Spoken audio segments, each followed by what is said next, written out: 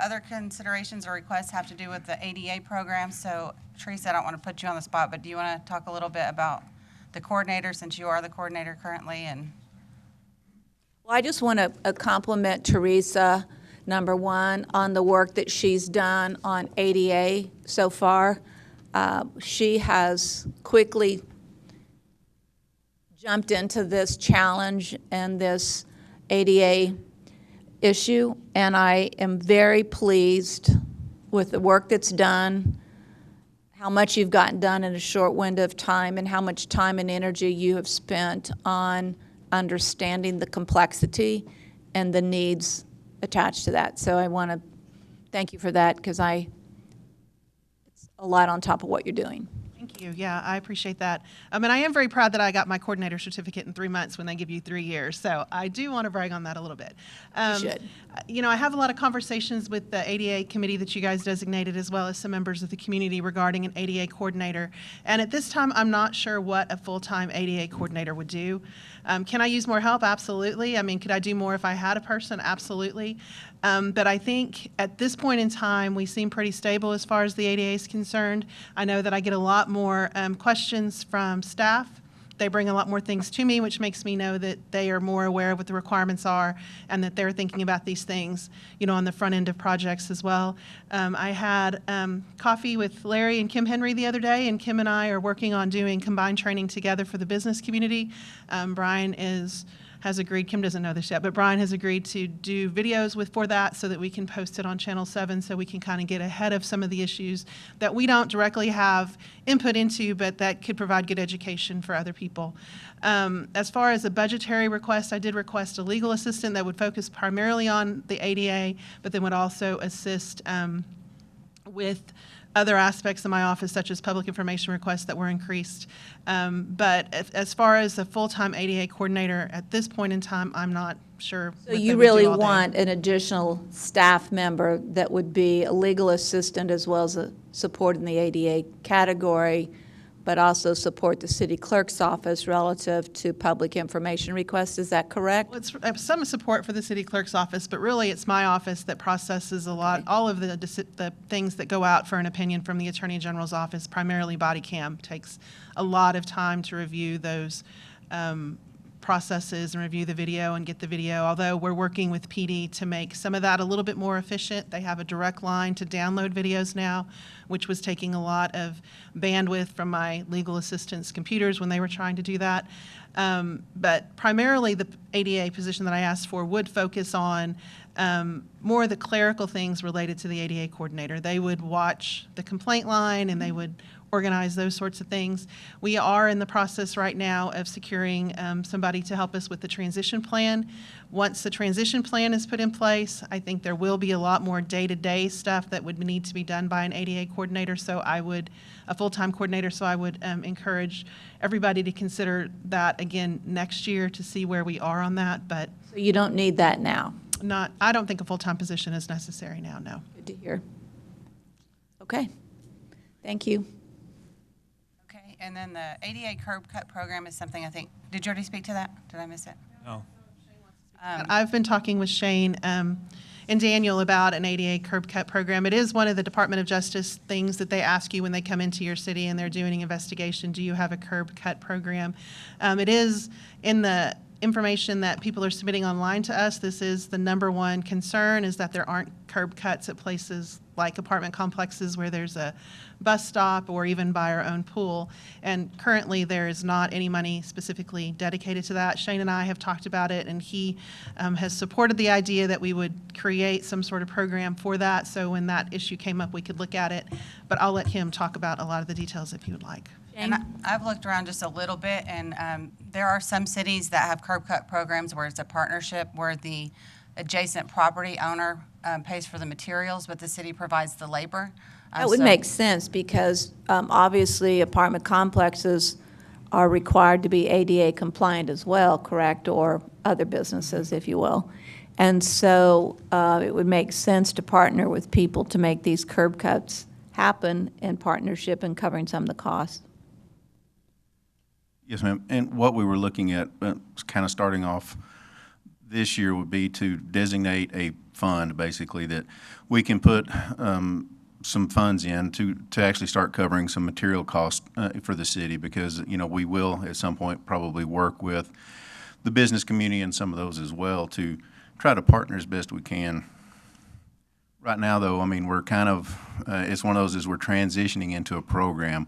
I think having some dedicated funds, and we were looking at maybe $200,000 to start for materials, but creating its own fund. So if we don't use those funds, if all those requests don't come in, we don't utilize all those funds, they're carried over into that same fund year after year, so that, one, they're dedicated to that program and for that program. And so that's kind of what we were looking at from there, not actually, and trying to absorb it this first year or two in with our existing staff and not create basically another burden for the city with more staff. But that's kind of where we were starting and kind of what we were looking at to kind of get a program started. And so that was our recommendation as we were moving forward into this year. And really, 200,000 is just an arbitrary number. Shane really doesn't have a good grasp of what that really looks like at this point, so. Until we start getting all the requests in and we start formalizing this more and more, we don't necessarily know how much product it's going to take or how much time or labor it's going to take to actually get around to all of the requests that we believe that we may get. We are starting to see with more here of recent with I guess the more media attention or the more attention that's been focused on that, we are starting to get more requests out there. We are starting to see, especially around the bus stops in those areas like that, where we are seeing problems.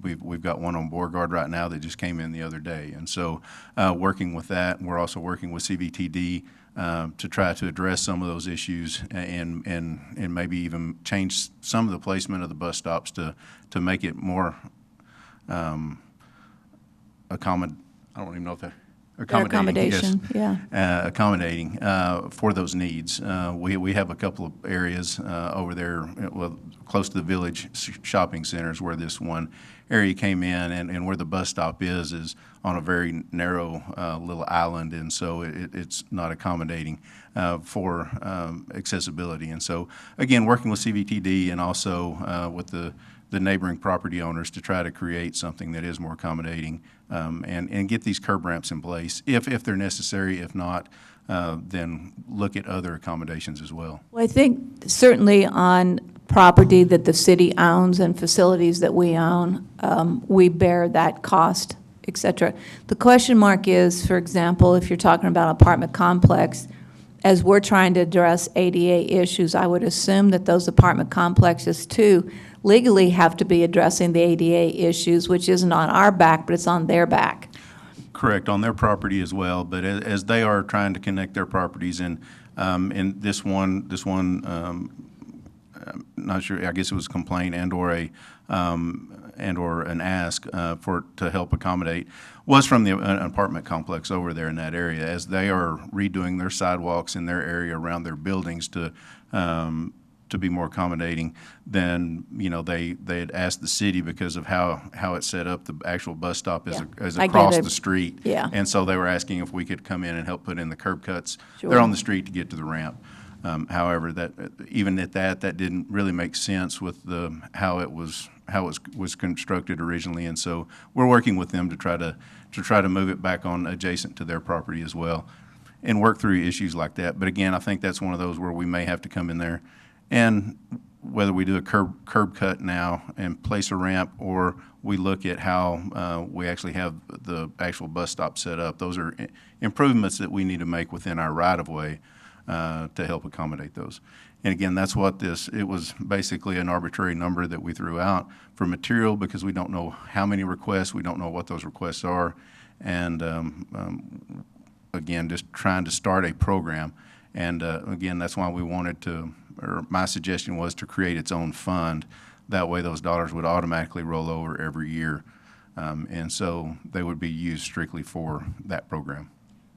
Well, I want to make sure at the MPO, because we keep talking about adding more bus stop shelters, et cetera, that we do a better job, if you will, working, or that the Council Valley Transit really looks at the ADA issues as we select locations for that, so we don't end up with this oddity that is obviously not correct. Yes, ma'am. And it's one of those that bus stop's probably been there for 50 years, and so that's I know. that's where it's been. And so, but it's just logistics in moving that from this block over to this next block and things like that are be more accommodating for especially folks with disabilities.